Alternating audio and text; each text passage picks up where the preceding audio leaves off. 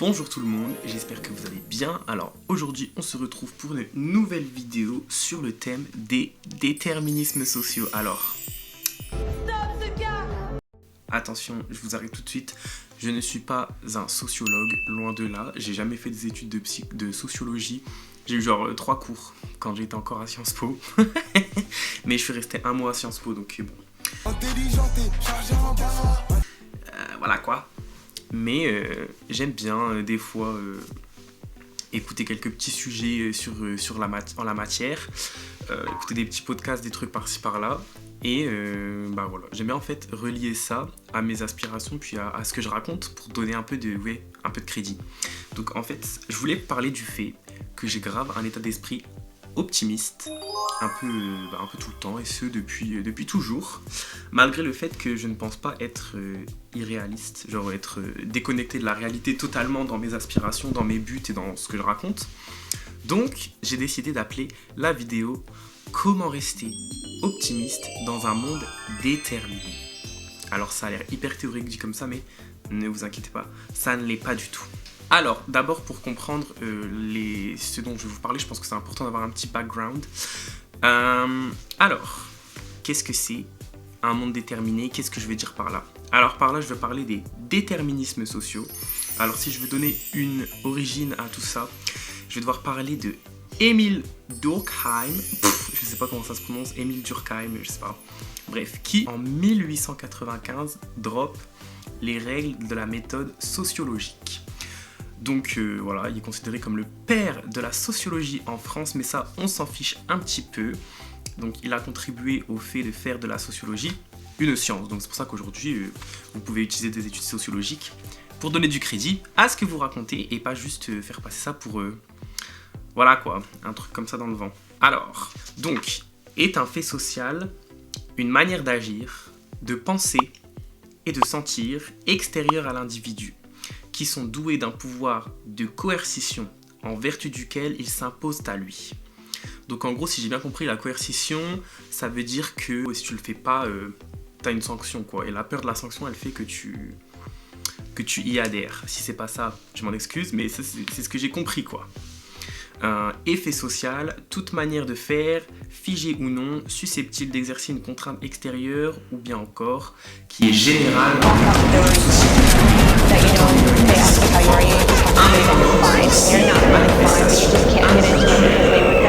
En gros, qu'est-ce que ça veut dire? Ça veut dire qu'il y a deux éléments à retenir des faits sociaux. Donc ils sont coercitifs, donc c'est-à-dire qu'ils s'imposent aux individus et il y a une sanction si on les respecte pas. Donc par exemple, je sais pas moi, la politesse.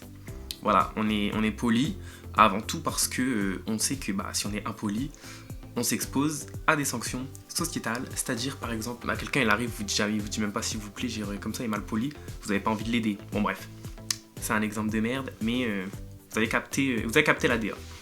Et ils sont extérieurs aux individus, donc c'est-à-dire que ils existent avant l'existence de l'individu et ils existent après l'existence de l'individu. Le langage, il existe avant vous, il existe après vous. En sachant que le langage, il va définir beaucoup de choses, genre notamment la manière dont vous allez percevoir le monde, la manière dont vous allez percevoir les choses.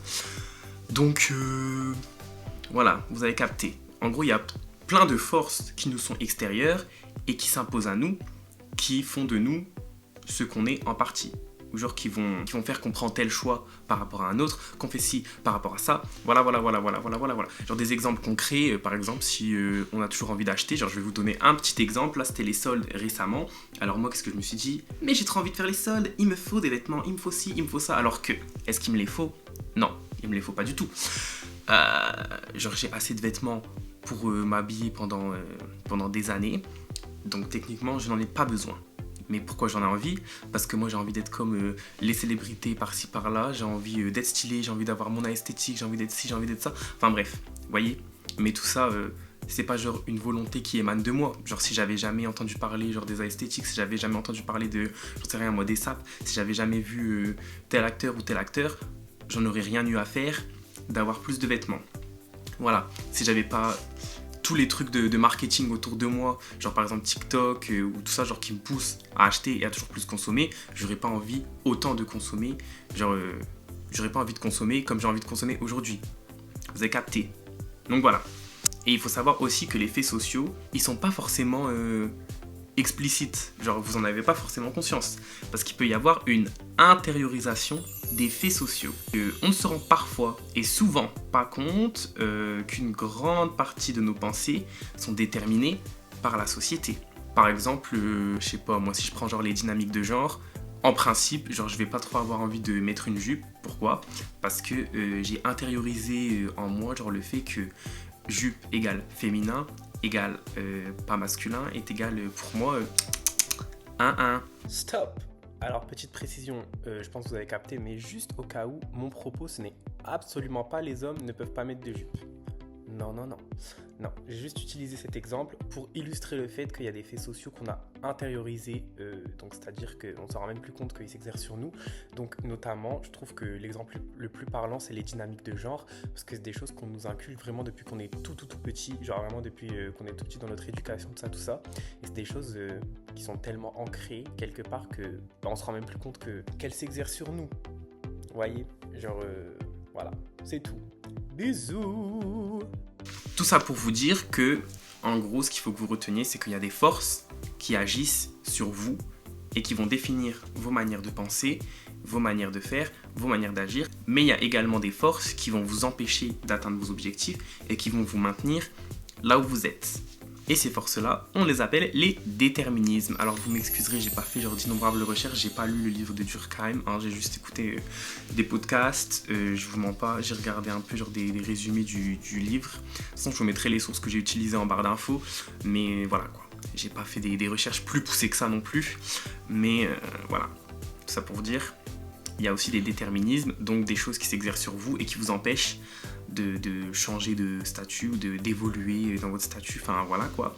Donc il y en a des qui sont visibles, concrets, par exemple le déterminisme financier. Donc quand vous avez un but, quand vous avez un objectif, ben, le principal obstacle souvent ça va être le financement. Parce qu'il faut bien financer ses objectifs. Genre moi je veux voyager, bah faut bien payer l'avion, faut payer l'hôtel, faut payer les activités, faut payer ci, faut payer ça. Voilà, je vous apprends rien. Le déterminisme financier, c'est quand même quelque chose de frappadingue quoi au final, parce qu'il y en a certains, ils naissent avec la richesse de leur famille, il y en a certains, ils naissent dans une famille sans trop de ressources, et bah voilà quoi, c'est chaud. Par exemple moi, je suis boursier. Ils passeront un chale quart d'heure chez un orthophoniste. Je suis boursier échelon bis, donc ça veut dire que mes parents, ils ont assez d'argent pour qu'on vive plutôt bien. Par contre, tout ce qui va être les trucs un peu extra, genre par exemple, je suis parti aux États-Unis, d'ailleurs, je dois faire un bilan de ça aux États-Unis. Ils auraient jamais pu me payer mon voyage. Dieu merci, j'habite chez eux et j'avais un travail, donc j'ai pu me payer tout ça, genre en économisant bien. Mais ça pour vous dire que là où quelqu'un qui est issu d'une famille riche, il aurait même pas eu à se poser la question, ses parents ils auraient tout payé, ils auraient donné de l'argent et voilà c'est fini. Moi j'ai dû faire des démarches pour avoir des bourses, j'ai dû économiser, j'ai dû faire ci, j'ai dû faire ça. Voilà, et il y en a certains, pour eux c'est même pas question de partir parce que leurs parents ils ont tellement pas les fonds nécessaires que bah il faut... C'est même pas pensable quoi, c'est impossible, à moins d'effectuer un prêt auprès d'une banque, mais est-ce qu'on a envie de s'endetter ? Pas forcément. Donc voilà. Pour ce qui est des déterminismes financiers, et ensuite je dirais un déterminisme culturel. Par exemple, si vous voulez évoluer, ben, il va falloir vous trouver un travail un peu bien rémunérateur. Mais par exemple, pour n'importe quel travail, ben souvent il vous faut des connexions, il vous faut des contacts, parce que oui, vous pouvez déposer vos CV, faire ci, faire ça et accéder par vous-même, mais je veux dire, c'est compliqué quoi. Si vous n'avez pas les connaissances, si vous n'avez pas les contacts, accéder à certains milieux, c'est compliqué. Genre si vous voulez être, j'en sais rien moi, si vous voulez être chanteur, que vous n'avez pas de contact, que vous devez tout faire vous-même, trouver vos dates vous-même, faire ci, faire ça, bref, trouver le studio, c'est compliqué. Donc, il y a aussi le fait d'être né ou pas dans le bon ou mauvais milieu. Si vous êtes né dans un milieu où vos parents ils ont les contacts nécessaires pour que vous réalisiez vos objectifs, ça va être nettement plus facile que si vous n'en avez pas, quoi, que si vous n'avez aucun contact. Si vous voulez même vous élever, va falloir aller par exemple dans des écoles prestigieuses, faire des études prestigieuses. Quand je ne suis pas dans le bon milieu, c'est complexe. Parce que par exemple, les universités les plus prestigieuses recrutent davantage les étudiants des 1% de la population les plus riches que des 60% en bas de l'échelle. Donc, j'avais écouté un podcast là-dessus, et ça disait qu'en gros, par exemple, à Harvard, alors déjà, il y a les alumni, donc ceux qui étaient à l'université avant, donc c'est plus facile pour leurs enfants d'y accéder, quoi. Et puis, quand on fait partie des élites, c'est nettement plus facile d'accéder à l'école, étant donné que les enfants des élites, ils sont surentraînés à intégrer ces dites écoles, ces écoles prestigieuses, souvent à grands frais, donc on leur engage des professeurs particuliers, des cours du soir, des trucs, des machins pour améliorer leur culture, leur capital culture. Donc, forcément, c'est nettement plus facile pour eux d'intégrer les écoles. Enfin, ils se transforment en machines à intégrer des grandes écoles. Alors qu'au final, quand vous faites partie de l'échelle, on va dire, déjà, parfois les profs ils vous parlent même pas de ces écoles-là, donc vous en avez même pas connaissance. Bon après bien sûr tout le monde connaît Harvard, les écoles les plus prestigieuses bien sûr, mais on vous donne pas forcément les ressources pour, et vous avez pas forcément les ressources pour y accéder. En plus, il y a le fait que si vous êtes d'un certain milieu social, vous allez vous marier avec le même milieu social que vous, quoi. C'est une réalité qui a été remarquée par les sociologues. Je suis désolé, j'ai aucun chiffre à vous donner, mais les riches se marient avec des riches, et les gens qui sont plus en bas de l'échelle, ils se marient avec des gens du même milieu. Puis c'est plutôt logique, parce que, genre, par exemple, moi, qui suis, on va dire, semi-pauvre, ou non, enfin je sais pas comment me définir, genre j'ai toujours du mal, mais par exemple si je croise un riche, j'aurais du mal à connecter avec lui, parce qu'on vit pas dans le même monde tout simplement, on n'a pas les mêmes problèmes, on n'a pas les mêmes préoccupations le plus souvent, donc ça va être compliqué pour moi de bien m'entendre et de connecter avec un riche, vous avez capté quoi, donc ça va être chaud de me marier avec un riche. J'espère toujours, hein, s'il y a un petit riche qui passe par là, paye-moi mes voyages. Et je te paye l'aller simple pour le paradis. Donc tout ça pour vous dire qu'il y a 1001 facteurs, 1001 forces qui s'exercent sur vous pour vous empêcher d'atteindre vos objectifs. Et pourtant, je suis quelqu'un de plutôt optimiste, qui a espoir en l'avenir, qui a espoir en son futur. Et j'ai l'impression que je suis convaincu que j'atterrirai là où je devrais atterrir, mais que j'atterrirai dans un endroit bien pour moi, quoi. Believe, croire en nos rêves, merveilleux. Là où je serai heureux, là où je serai bien. Donc, je ne perds pas espoir. Alors, comment on fait dans un monde où on sait que tout s'exerce sur nous pour qu'on reste juste là où on est? Believe. Autrement dit, pour que les plus riches continuent à s'enrichir et que les plus pauvres continuent à s'appauvrir. Et que si tu veux évoluer socialement, il va falloir sortir les rames et bien ramer. Alors déjà, number one, justement, tu rames. Alors je pense que c'est un mix de plusieurs facteurs, enfin en tout cas pour ma part, c'est plusieurs facteurs que j'ai réunis entre eux qui font que vous pouvez quand même rester content, heureux, happy, malgré tout quoi. Alors déjà, number one, idéalisation. Stop! Je m'explique. Il faut prendre les choses pour ce qu'elles sont. Elles ne sont pas idéales. Alors, idéal pour moi, qu'est-ce que ça veut dire? Tout simplement, ça veut dire que c'est totalement issu de votre imagination, quoi. Ça vient d'une idée, et vous avez une idée dans votre tête, et vous vous y conformez. Donc ça veut pas dire que c'est positif ou négatif, ça veut juste dire qu'il faut pas avoir une vision biaisée de la réalité. Enfin, je suis pas non plus irréaliste, et je vais pas me dire, ouais, vas-y, je vais devenir Elon Musk tranquille.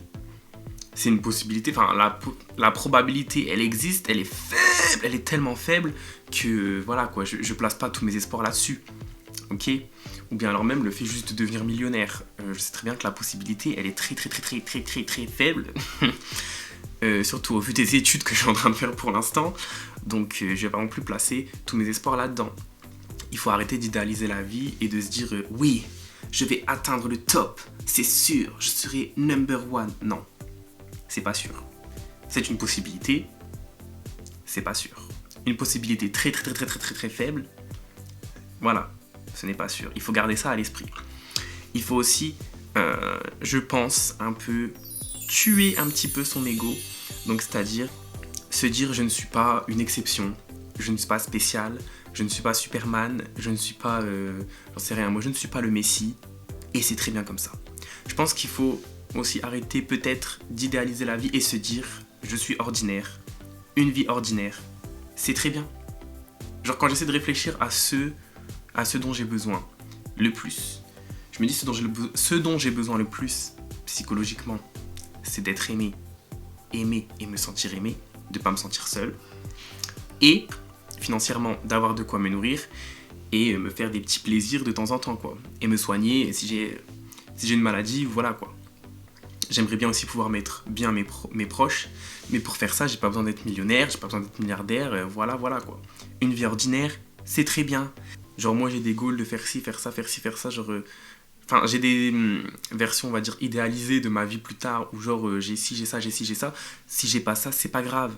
Je peux atteindre tous mes objectifs, comme je peux en atteindre que certains, comme je peux en atteindre aucun. Alors, c'est sûr que si j'en atteins aucun, pour le coup, je serai malheureux. Si j'en atteins certains, je serai très bien. Et si je les atteins tous, bah, c'est le Graal, écoutez, c'est super, c'est très bien.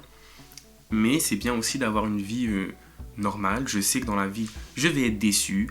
Je vais avoir des prises de conscience, je vais avoir des moments où je vais revenir sur Terre, il va falloir redescendre, et c'est très bien comme ça, on passe tous par les mêmes choses, donc ce n'est rien. Voilà.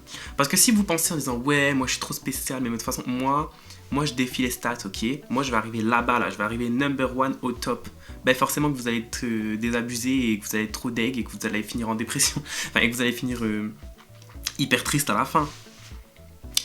Donc voilà, moi je dirais un peu tuer son ego et ne pas voir les choses en idéal parce que vous ouvrez la porte à être vraiment désabusé, comme j'ai dit, par la vie. Et aussi réaliser que de toute manière, je ne pourrai jamais être satisfait à 100%. J'aurais beau être la personne la plus riche du monde, je vais toujours vouloir m'enrichir plus. Ou alors j'aurais beau être la personne la plus riche du monde, je vais vouloir, je sais pas moi, avoir un poste au gouvernement, n'est-ce pas ? Et on va créer un bureau pour moi au sein du gouvernement. Mais j'en aurai pas assez, n'est-ce pas ? Je vais me rapprocher du président d'un certain pays, n'est-ce pas ? Qui supprime TikTok. Enfin bref.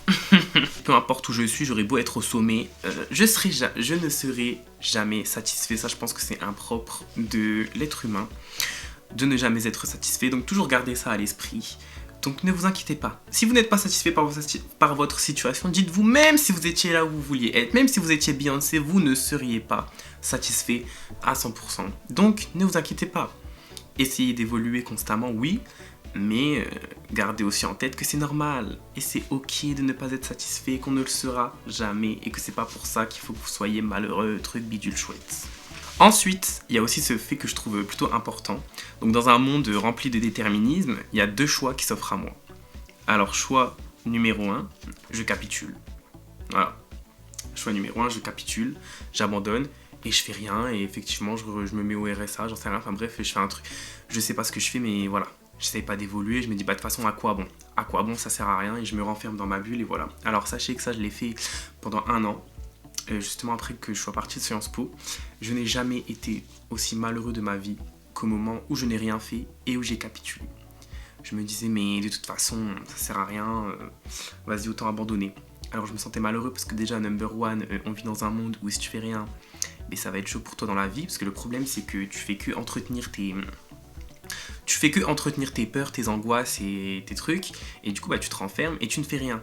Mais genre même trouver un travail pour moi c'était une angoisse pas possible, genre sortir de chez moi après 18h c'était pas possible. Sauf que je me doutais bien que ça allait pas être possible de continuer comme ça éternellement, étant donné que si je voulais avoir un toit sur ma tête plus tard, genre j'étais chez mes parents, mais malheureusement il y aura bien un jour où mes parents ils seront plus là, j'ai pas trop envie d'y penser, mais voilà. Et je me dis mais comment je vais faire à ce moment-là ? Comment je vais faire à ce moment-là si je suis même pas capable de sortir de chez moi après 18h ? C'est pas possible, c'est pas viable, va bien falloir faire quelque chose. Numéro 2, je me sentais inutile à la société. Alors ça, j'ai pas trop aimé m'en rendre compte, mais effectivement, se sentir inutile, ce n'est pas agréable du tout. Le fait de pas se sentir valorisé, d'avoir l'impression d'avoir rien pour soi, d'avoir l'impression d'être un raté, c'était vraiment affreux.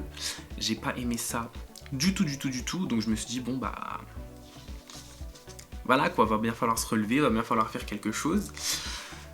Et puis tout simplement je m'ennuyais quoi, je m'ennuyais et je trouve que c'est alors là c'était comme j'avais plus aucune chose pour me valoriser moi-même, pour me sentir bien, pour me donner de la valeur, du coup j'accordais un peu trop de valeur je pense à mes relations avec mes amis, donc j'étais dans la dépendance affective, j'étais dans le silence, enfin Bref, du coup, il y a vraiment, en fait, ça fait tout ce qu'il y a dans votre vie, ça va pas, quoi, au final.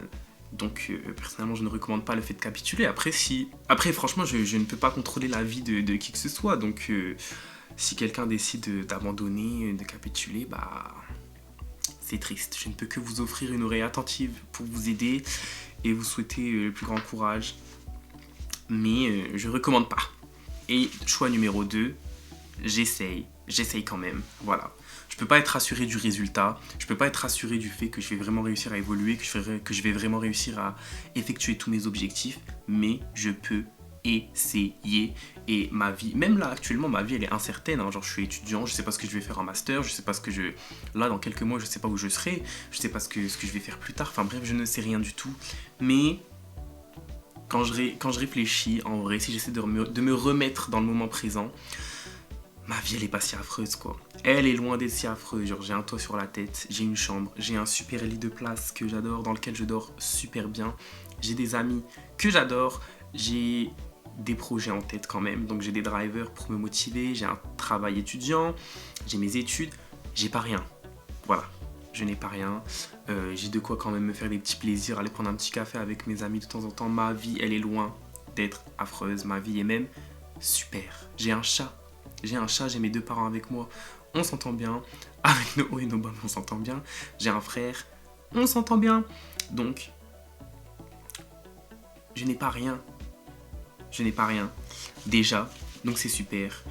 Donc au pire, si je n'arrive pas à évoluer, que je reste dans la même situation, c'est pas grave, ma vie elle est pas si affreuse. Donc enfin bref, ça ne s'applique qu'à moi. Il y en a certains, s'ils évoluent pas, je sais, c'est compliqué.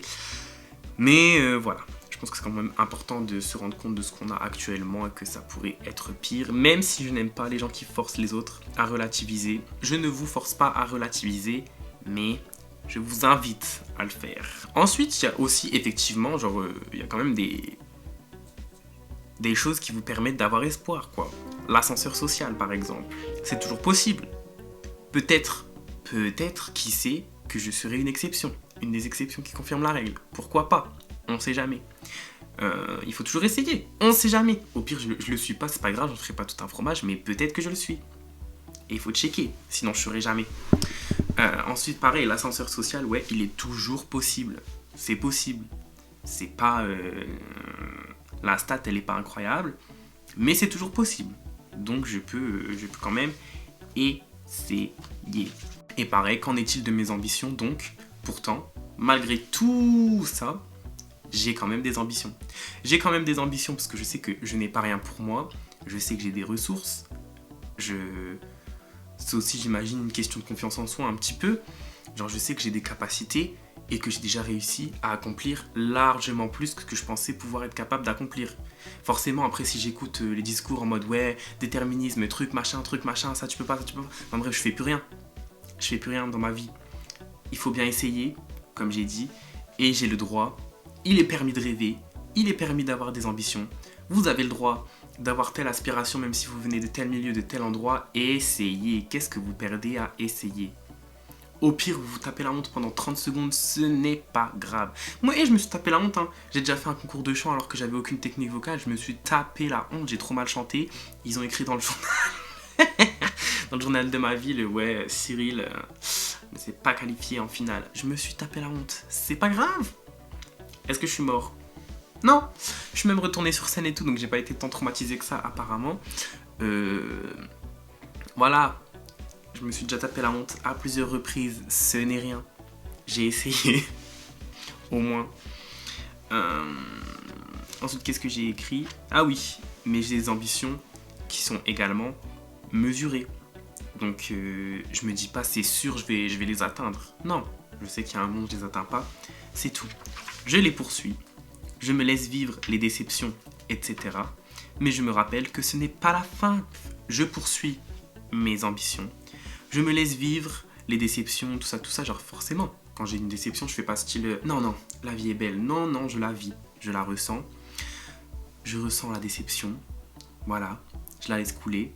Et après, j'avise, mais je me rappelle que c'est pas la fin. C'est pas parce que vous avez raté une fois, 2 fois, 3 fois que c'est la fin. Non, vous pouvez vous prendre des refus. Il suffit de une occasion. où il y a quelqu'un qui vous accepte.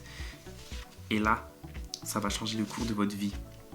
Donc, continuez malgré les échecs, les déceptions. Voilà, essayez de ne pas être découragé par la vie et surtout, rappelez-vous, il ne faut pas que tout soit immédiat. Ça d'ailleurs, je peux vraiment parler dans une autre vidéo, genre la gratification instantanée. On vit dans un monde où on veut que tout se fasse direct, tout de suite. Non, laissez-vous le temps de construire les choses, d'y aller étape par étape. Laissez-vous le temps. Voilà. Il y a des gens qui percent seulement à plus de 30 ans, plus de 40 ans. Charles Aznavour, mais icône de la France. Le gars, c'est une légende, pas vivante du coup, c'est une légende. Il a percé, mais à quel âge? Il était déjà vieux hein, quand il a percé. Donc, voilà. Vous avez quand même le temps. Et enfin, ouais, effectivement, j'essaie de distinguer mes désirs et mes besoins. Genre, de quoi ai-je vraiment besoin dans ma vie? Des fois, j'ai des désirs. Genre, j'aimerais bien, ouais, effectivement, avoir $1 milliard. Est-ce que j'ai besoin d'$1 milliard? Pas vraiment. Voilà, il y a des choses que je désire, mais dont je n'ai pas besoin. Là, par exemple, je désire avoir plus de vêtements. Est-ce que j'ai besoin de plus de vêtements? Pas vraiment. Je désire posséder plus de choses, genre plus de choses. Est-ce que j'ai besoin de posséder plus de choses que ce que j'ai là maintenant? Pas vraiment. Vous voyez, genre par exemple la skincare. Quand j'ai commencé à m'intéresser à la skincare, je voulais ci, je voulais ça, je voulais tel produit, je voulais ça, mais j'en avais pas besoin. Et j'en ai acheté des produits, hein, j'en ai acheté plein, mais des produits aujourd'hui, j'en ai plus rien à faire. Je n'en ai plus rien à faire, je les utilise jamais, ou même des produits, j'ai utilisé 2 fois. Donc ouais, je pense que c'est important aussi de vous rappeler qu'il y a des choses que vous voulez, mais desquelles vous n'avez pas besoin. Et genre des fois, c'est marrant, vous voyez quand on a des déceptions. Par exemple, on voulait tel, je sais pas moi, tel master, telles études, on les a pas eu, et au final on se rend compte mais on n'en avait pas besoin, parce qu'on a atterri à un endroit où on se rend compte, bah c'est très bien comme ça. Donc tout ça pour vous dire que des fois il y a des choses que vous voulez, mais dont vous n'avez pas besoin, et je pense que c'est bien de faire la distinction pour que vous soyez pas déçus et que vous placiez pas trop d'importance dans des choses futiles ou des choses qui sont pas si importantes que ça. Alors je vous dis pas, ah, vous êtes trop futile quoi. Franchement, arrêtez de désirer des choses que vous n'avez pas besoin. Non, moi tous les jours je désire des choses dont j'ai absolument pas besoin. J'ai trop envie d'avoir plus de bijoux, plus de vêtements, plus de trucs, plus de machins. Genre toujours j'en veux plus. Mais je me rappelle que ça y est, c'est pas la mort parce que j'ai pas instantanément tout ce que je veux quoi. Donc voilà. Bah écoutez, je pense que j'ai bien parlé, j'ai beaucoup parlé. Donc c'était juste une vidéo face cam comme ça où je vous parle de tout ça pour vous rappeler que malgré tout, toutes ces forces qui s'exercent sur vous, qui vous poussent à rester chez vous et à ne rien faire parce que de toute façon les déterministes font que vous n'allez pas évoluer. Et ben voilà, moi je vous ai fait une petite vidéo pour vous rappeler que vous pouvez quand même rester optimiste malgré tout, que vous pouvez quand même rester heureux, que vous pouvez quand même nuancer ce propos. Et pour vous rappeler que voilà, l'espoir est permis, l'espoir fait vivre et que vous pouvez évoluer. Vous pouvez, genre il y a la possibilité que vous arriviez à vos objectifs. Il y a la possibilité effectivement que vous n'y arriviez pas, mais il y a toujours la possibilité que vous y arriviez. Et de toute façon, c'est soit vous vous lancez, vous vous battez, vous essayez, ou soit vous capitulez et vous abandonnez. Donc voilà, moi tout ça pour vous dire, croyez en vous, croyez en vos rêves, continuez, avancez. Et moi je suis persuadé qu'un jour j'arriverai là où je dois être, là où je serai bien. Et je veux être optimiste pour vous et vous dire que vous arriverez un jour là où vous devez être, là où vous vous sentirez bien. Voilà. Donc je pense que c'est fini, voilà. Bisous, à la prochaine, on se retrouve bientôt pour une nouvelle vidéo.